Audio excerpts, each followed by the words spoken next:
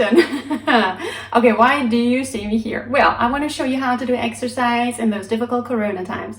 The thing is, I'm a working mother. I'm a mother of twins. I have nice household, plus a garden and everything. So what really is a problem is keeping fit.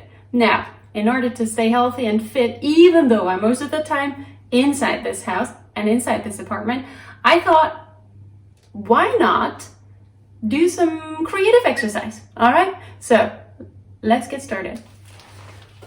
First of all, it's very important to bend your knees, yeah? So you bend your knees and there you open the dishwasher. So I always start with the top. You put your arms ahead in front of you, you lift it and you put it in there. You go back, you bend again for once, you lift the clasp, you put it in there again. And as you can see, a dishwasher is really full.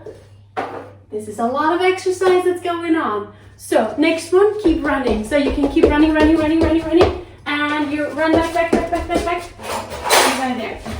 While you're doing this, plus talking is extremely exhausting. So looking forward to all your videos in a foreign language.